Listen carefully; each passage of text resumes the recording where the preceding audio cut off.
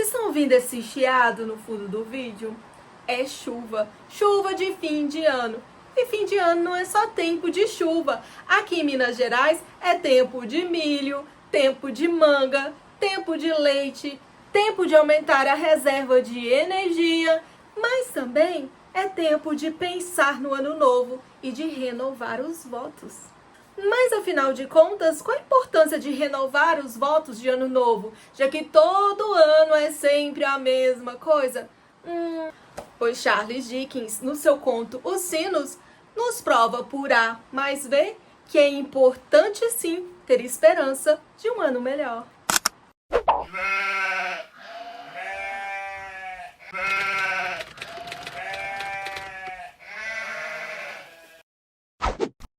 E aí, pipocada? Aqui é a Daia do Portas de Papel. E você, já renovou os seus votos de ano novo? Já criou as metas para o ano que vem?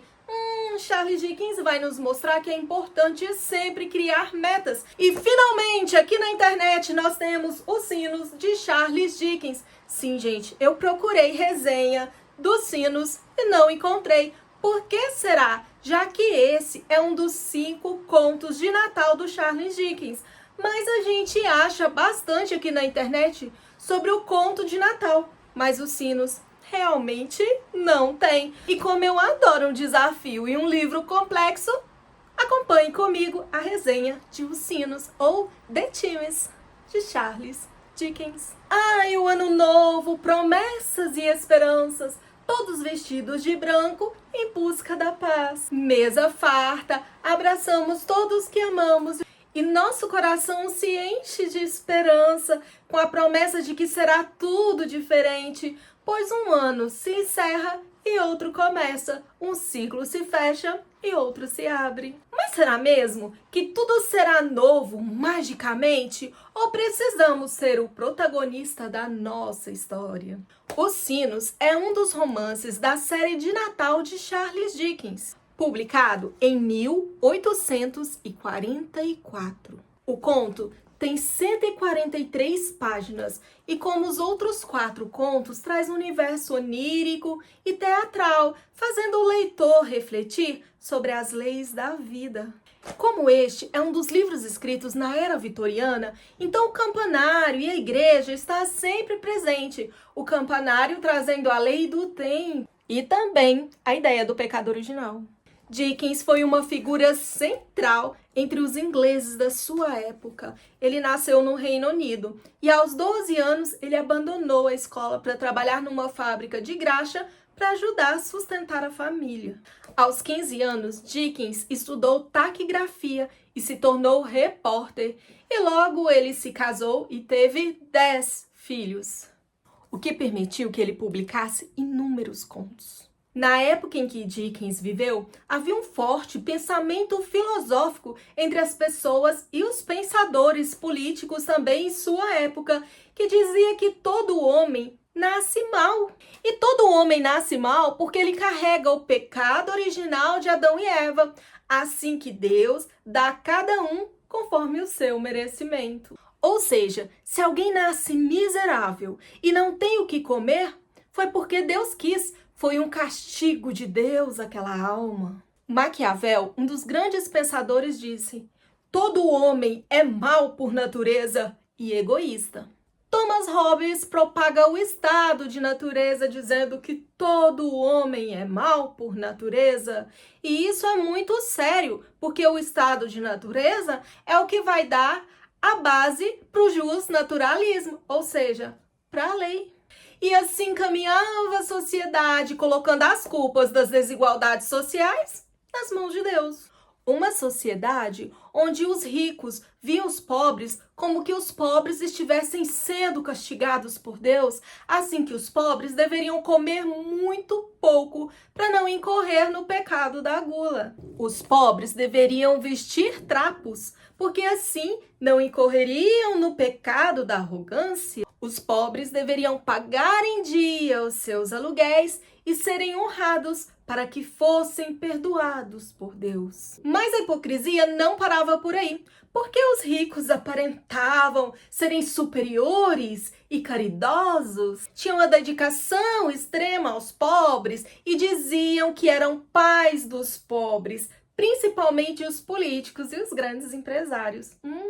Sim, eu disse aparentavam, porque a sujeira estava toda debaixo do tapete. Isso foi denunciado posteriormente por alguns escritores que contaram em livros toda essa sujeira da nobreza. Ao final da era vitoriana, surgiu um pensador que pensou diferente a realidade do mundo e da sociedade até então. Esse pensador foi Rousseau. Foi ele que afirmou que todo homem nasce bom, mas a sociedade é que o corrompe. Rousseau expôs uma sociedade que não dava oportunidade de crescimento e desenvolvimento humano. Estamos falando numa época onde não existia escola, onde mais de 85% da população era analfabeta. A riqueza era repassada por herança, ou seja, os ricos viviam de renda. Então trabalhar era vergonhoso, trabalhar era coisa de pobre. A burguesia havia se instalado e com ela nós tínhamos altos cargos públicos, os magistrados, funcionários do governo e donos de fábrica. Essa classe, que é a burguesia, elas estavam aprendendo a ler, aprendendo etiqueta, aprendendo a moda se vestir, buscando influência de outros países e aprendendo o jeito de ser dos nobres, ou seja, eles estavam subindo de classe. No popular, nós tínhamos emergentes, que estavam subindo de classe, mas estavam copiando o jeito arrogante de ser dos nobres. Esses emergentes, como não eram ricos de família, eles queriam colocar seus nomes na sociedade, fazer importância, nome social. Então, eles não poupavam dinheiro para comprar votos ou para comprar títulos de nobreza. Como o Sr. Fish e sua esposa, dois personagens aqui no texto simbolizando os emergentes sociais. E por falar nos personagens de Dickens, que propaga a filosofia de Rousseau, nós também temos essa inspiração vinda de outro autor. Sim, Dickens se inspirou em Victor Hugo e no seu conto O Corcunda de Notre Dame. Isso porque Victor Hugo foi o primeiro escritor a propagar o humanismo. Os autores humanistas trazem como tema a justiça, moral e família, sempre com fortes mensagens sociais.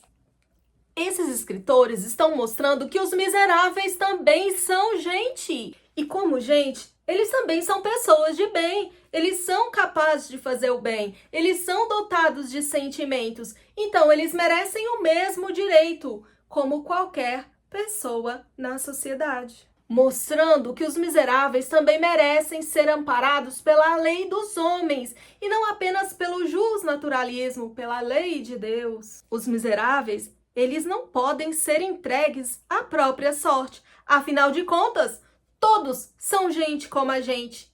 Todos temos os mesmos direitos e os mesmos deveres. Os Sinos é um conto dividido em 4 partes. Cada parte representa uma batida do campanário, ou seja, 1/4 de hora do relógio tradicional. A cronologia é o tempo presente, porém a narrativa avança para o futuro aqui, no 3º quarto. Temos um narrador onisciente intruso, ou seja, o narrador tem total conhecimento dos personagens e dos fatos. É como se ele estivesse aqui testemunhando toda a história. Então ele vai nos contar a história, mas como ele é um narrador intruso, ele vai dar pitacos. Ele sempre vai deixar pitadinhas de opiniões dentro do texto. Desde tempos imemoriais, das mais antigas civilizações, tem celebrado a passagem de Ano Novo. O Ano Novo é quando o Senhor do Tempo tira o seu bastão da mão do Ano Velho e passa para a mão do Ano Novo, que é simbolizado por um bebê. A palavra Réveillon vem de réveiller, que significa despertar.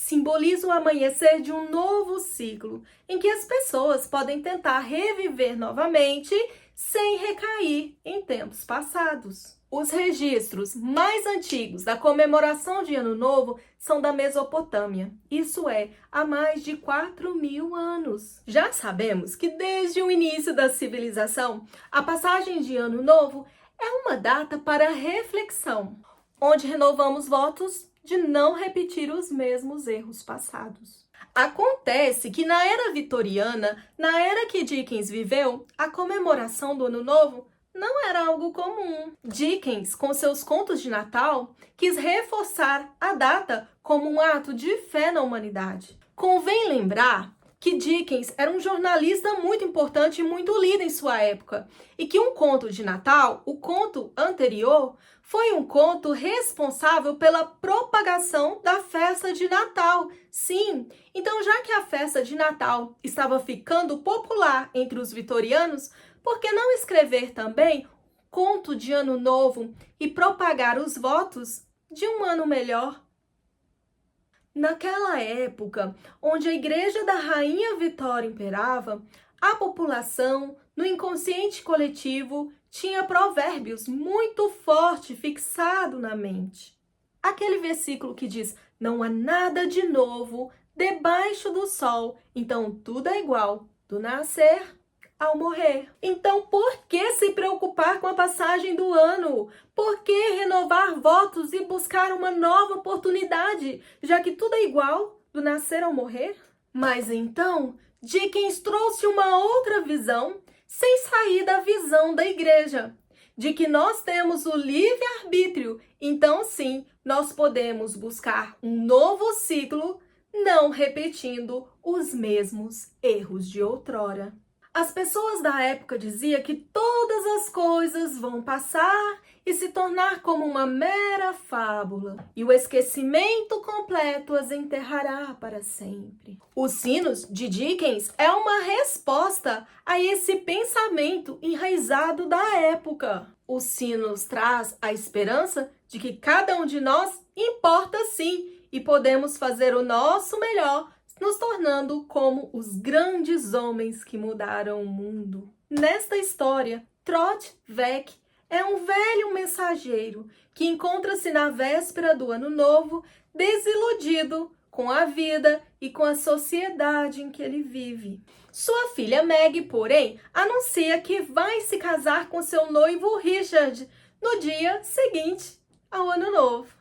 Mas, após o encontro com um magistrado importante, o Cult, os três se sentem muito humilhados na sua condição de pobreza e eles sentem tão humilhados que eles acham que eles não merecem nem mesmo existir. À noite, Trotweg ouve os sinos da igreja tocarem. Esses sinos parecem chamá-lo.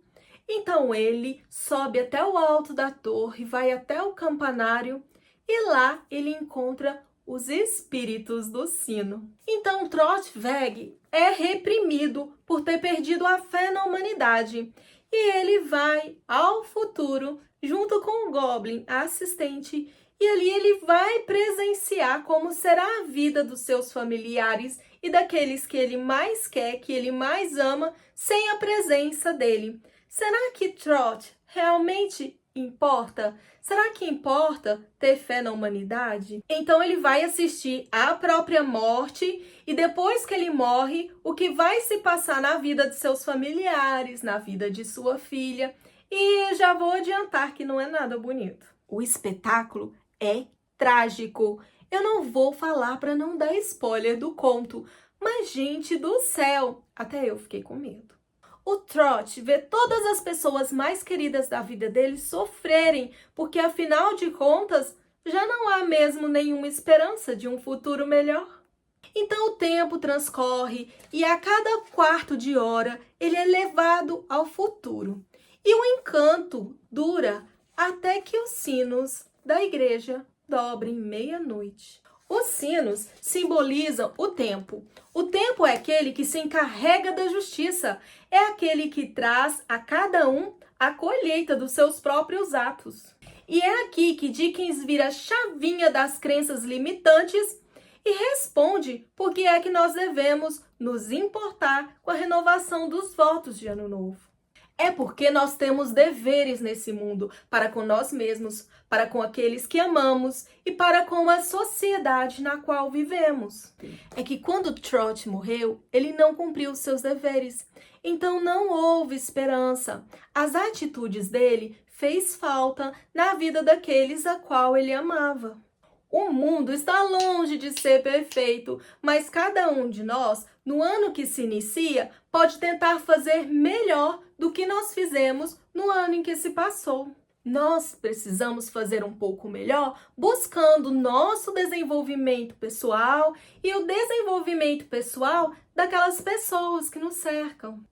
Esse é o nosso destino, esse é o nosso dever. Então, será como termina essa história? Será que Trotweg vai conseguir voltar para o seu tempo? Será que ele vai ficar perdido no tempo durante o ano novo? Será que ele vai ver o tempo passar, ver a família dele sofrer e não vai conseguir fazer nada para ajudar? Ah, isso eu não vou contar. Mas Dickens termina o livro nos deixando uma mensagem de esperança, que nos ensina a encontrar em nós as nossas sombras e fazer delas luz. É que não basta esperar por um ano bom, é preciso ser bom no ano novo. Isso é que quer dizer Réveillon, renovação.